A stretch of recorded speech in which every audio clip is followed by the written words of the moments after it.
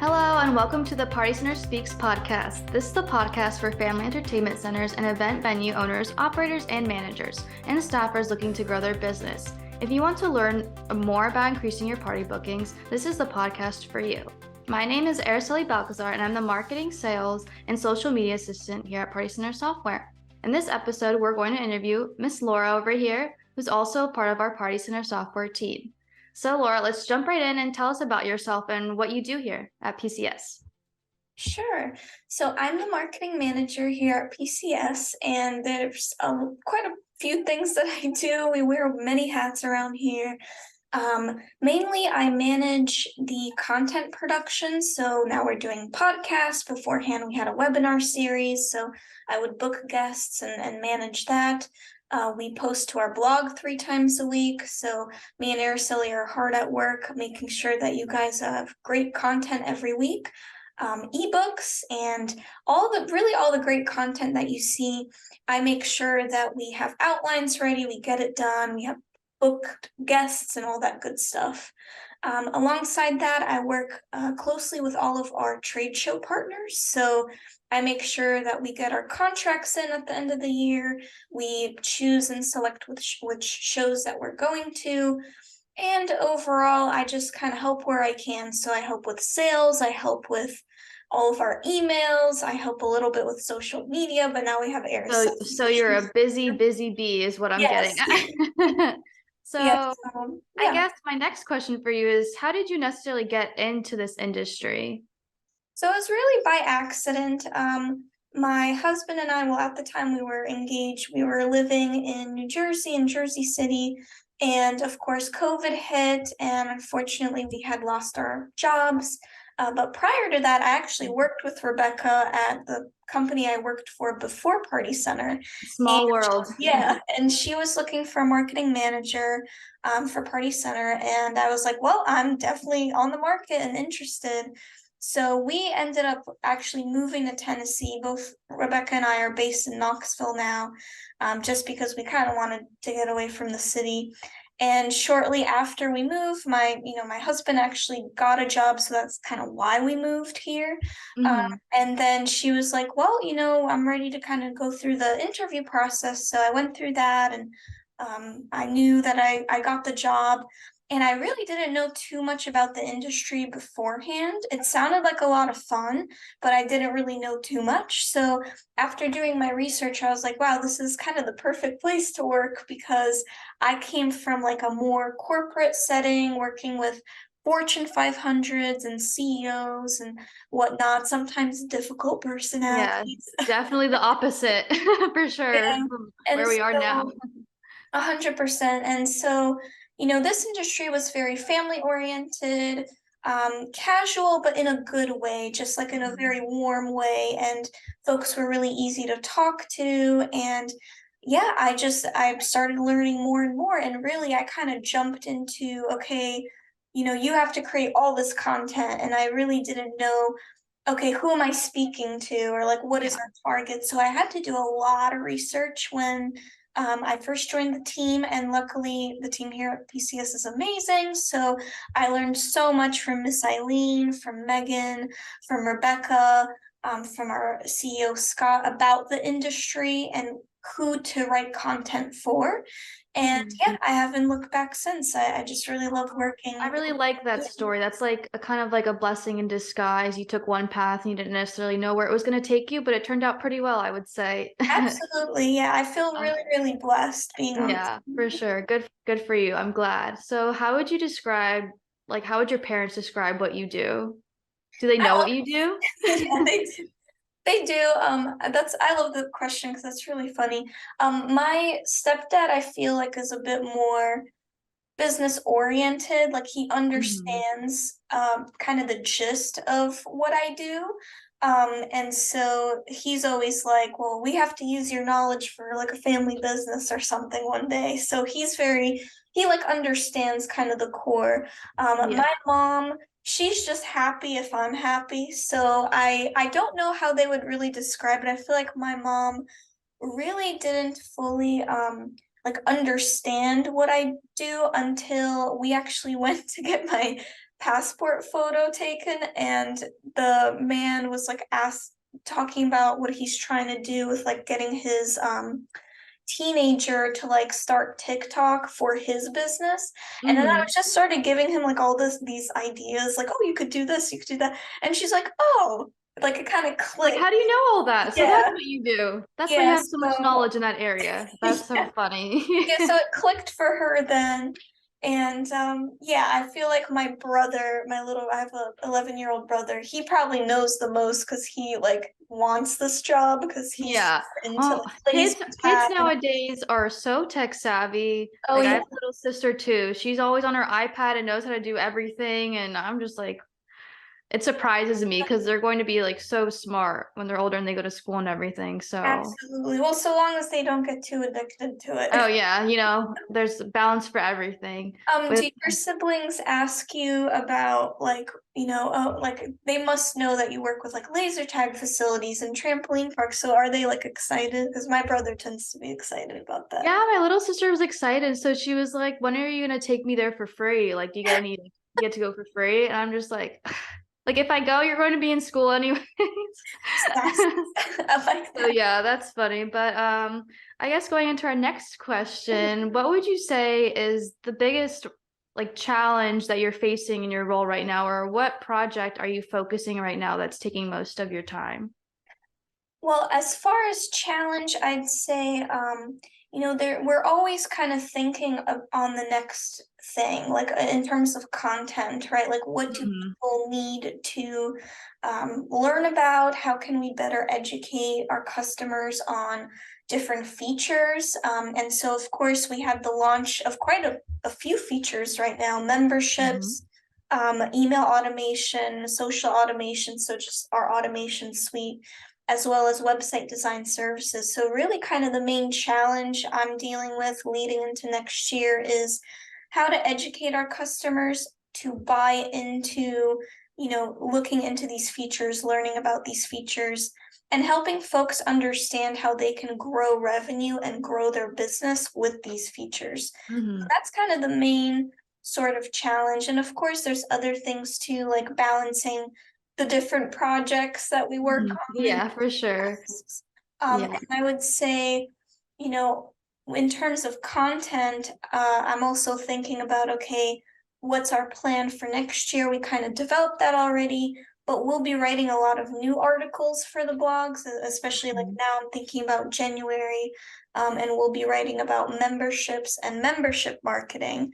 So that's a little bit of a learning curve for me. I know what our software can do, but I'm not really sure how to like write that out yet. So they'll, Yeah, I would definitely say it's yeah, definitely a process of, being able to understand it yourself and then relaying that information to others and explaining it in a way that they'll understand. So I definitely say that's a challenge, but I think we're going to crush it this year and yeah, good content's going to come out for sure. I have a good feeling that it is. absolutely. So We have a solid speaking, plan. So, yeah, speaking of good plans, what do you think makes a good website?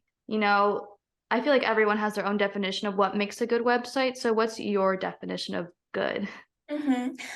There's a lot of things that I could list off, but I think, for me, it's where's the most important information and can I find it quickly? So if I'm a customer and I am a mom and want to book a birthday party, Mhm. where are the prices? Where are the packages? Like, where's that info?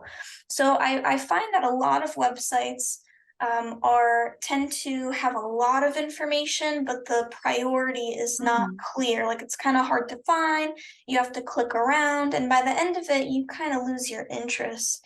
So we always recommend, have that book now button up top, have a page that says party packages, and have all of those listed out. So I'd say that's kind of the main thing for me is the website like accessible? Is it, clean? Can I see the information right then and Mhm. there when I want it or need it? And kind of second to that is also the visual aspect. So people For want to sure. see themselves at your facility. before they even step foot in the door. So great pictures, right? So we always recommend that our customers even stage their facility, like get your friends, get whoever is willing to be in the photo, and stage them, let them have fun in your, arcade and at your trampoline park, and just have a photographer come in and take some great photos of them having fun. Because again, when you put that on your site, people will see themselves in that person's shoes having fun. So Yeah, for that sure. really, I think that those two things make a great website. I definitely agree. There's so many things that makes a good website, but photos is one thing, that visual aspect is what's Mhm. really important and what reels those customers to come in and time again and come back. So now going to our next question, now that we have our, new marketing automations tool offer, what do you think your journey was like? How did you learn how to use this tool? Could you explain how you learned it and everything and how other people will be able to use it? For sure. Yeah, so I was kind of there in the initial stages before things were really built out for us. Yes, you were.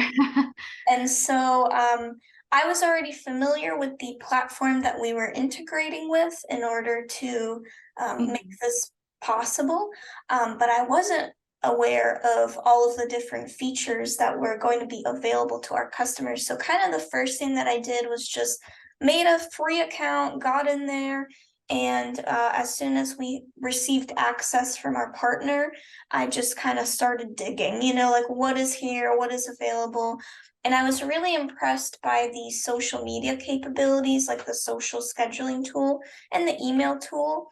And it became a no-brainer that we could make cater this more to our customers and offer it. And one of the things that we also did was come up with a bunch of triggered emails. So I had to kind of put myself in the customer's shoes. Like, what kind of automated emails would our customers want or need or use? So, Mhm. a lot of the learning for me was also actually putting myself in their shoes and looking at the platform and kind of asking myself, okay, how would this work for me if I was a FEC owner? Like, is this worth the money, the Yeah. time to learn it? And then I just started jotting down ideas, and I would kind of fact check them, I guess, against our team and ask the team, like, hey, what do you think of this?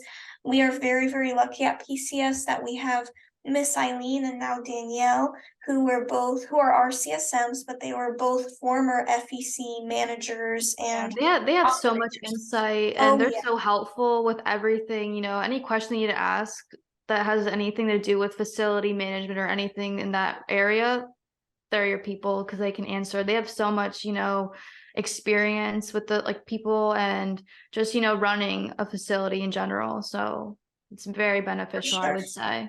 Yeah, they're awesome. So, I would just ask them, like, if you were using this tool as a FEC owner operator, what would you want to see? What would you want to be able to do? So Mhm. I'm really happy that the dev team here and of course our partner were able to work together and make it possible. And that was kind of my journey. Like, I was just poking around a lot. And in terms of, how do you then train customers on how to use it? Mhm. We're going through that right now. We're trying to see what works, but I created a bunch of videos on pretty much every single feature in the tool and how to use it and what it does and what are the capabilities. So I'm hoping that customers find a lot of use from those videos.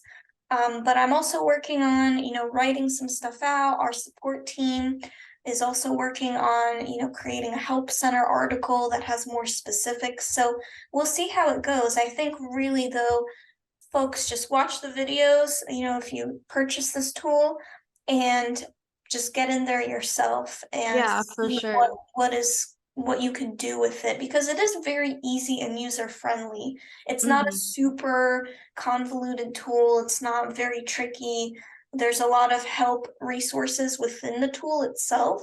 So I think it's just really trial and error getting in there, learning it. Yeah, I agree. And honestly, I give kudos to you and our just customer support team just because I feel like with using a new tool, doesn't even have to be marketing automations tool. It could be, any tool when coming in and like teaching someone how to do it. You don't necessarily know what issues or problems customers will have that will arise. So, I feel like it's like, taking in like trial and error, like coming, you know what I mean?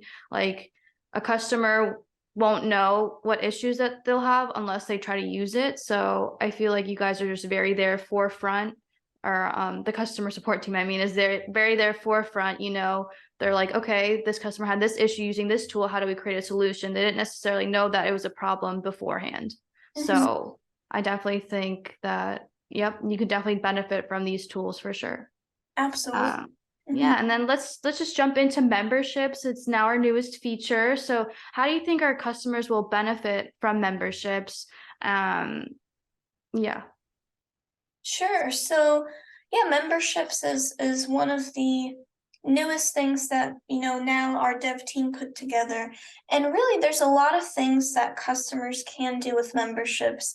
I heard from IAPA that some folks, unless they had like maybe a trampoline park, like some facilities didn't fully see the purpose of or Mhm. use of memberships. But I would say that memberships can be applicable to really any sort of facility. Reason being is that it's a great way to collect annual and just reoccurring in general, it could even be monthly revenue. And you can fold different activities and packages into your membership plan Mhm. and be able to offer that. So you got to think outside of the box. And sometimes I like to look at totally different industries, like let's say the fitness industry and gyms and how they do stuff, and try to think outside of the box. Like just because you're an FEC doesn't mean that you have to do things one particular way. It I actually agree. helps having some sort of outside perspective, like how do other business do memberships and what can I do to make it worth my customers money and time to do it. There are a lot of FECs that they do really cool like monthly plans if your kid is really into a particular attraction. It's really like more bang for their buck. For um, sure. and one thing that our partners gets me thinking, say United Play, um, Bob Kraus from United Play. I think now he went on his own. I apologize, Bob. I don't remember exactly if you're still with United Play or not. But one thing that he used to say is, he did research on kids like having fun at his FEC, and he said that they burn a crazy amount of calories. They're getting fitter, they're getting stronger. Like it's kind of crazy because they're Yeah, playing, like they're sounds like not it. at the gym, but they're having so much fun and they're doing so many different things that you could even sell memberships as like, hey, your kid is going to burn energy. They're going to have fun outside or inside. They're going to, do things that stimulate them, get them out off the couch, out of, not on the computer, get them out Mhm. playing with other kids. And you could even sell it that way. And that can work for any type of facility. Like you could have one for little Yeah, for kids, sure. I big definitely kids. agree. It's like you definitely have to think outside of the box, you know what I mean? Because not one solution is going to work for every single facility or the way that they use a certain feature. So you definitely have to think outside the box, look at different businesses, how they're doing it. But at the end of the day, you have to think about what's your end goal, and you have to For kind sure. of twist that and make it work for your own business because, there's not a perfect recipe for every single person, I would say. Absolutely. And I would also add too that memberships can really help with customer retention too. That's a common thing that we hear about a lot. How do I get customers to keep coming back? How do I encourage repeat visits? And I Mhm. think that that can be a good solution for a lot of different facilities. You just got to think outside of the box. For sure, I agree. So now, as we're wrapping things up, I have one more question for you. With the new year coming up, what would you say are your career and personal goals with this new year? Sure. So I'd say personal, I'm gonna be a first-time mom next year in June. So exciting. So I think personal goal is just kind of like getting everything together, making sure I'm healthy, making Mhm. sure that the stress is low and that I'm kind of ready for that. I'm gonna do a home birth, so I'm definitely very excited, but I That's so gotta exciting. You're going to be a great mom. thank you. I'm so excited. And work-wise, my goal is really going to be to make sure that this podcast, continues to grow next year, and that I'm continuing to create more content for customers that helps them to, understand our features better and just grow their business. Like we don't just talk about PCS all day long. We talk about Yeah. all the different things of growing and improving your FEC. So that's really my main mission here is like I just want to make sure that customers feel like we're putting out good content. So Well, thank you for that. And thank you for being on this week's episode. I hope these tips that we shared today were helpful. And then if you guys are listening, if you have any feedback or have any topics or anything you'd like to discuss with us, be sure to email us at marketing@partycentersoftware.com. And also, just to make sure that you guys don't know already, this is a weekly podcast. So make sure you tune in every single Thursday. And Party Center Speaks is powered by Party Center Software. We are a facility management tool that helps family entertainment centers and event venues book more parties and manage their facilities. We also offer marketing services such as custom website design and marketing automation services to help you expand your reach and grow your traffic. Now, if you'd like to learn more about us, please head over to partycentersoftware.com and also be sure to give us a follow at Party Center Software on Facebook, Instagram, Pinterest, and LinkedIn. And our Twitter is at Party Center Soft. Well, bye everyone, and thank you, and until next time.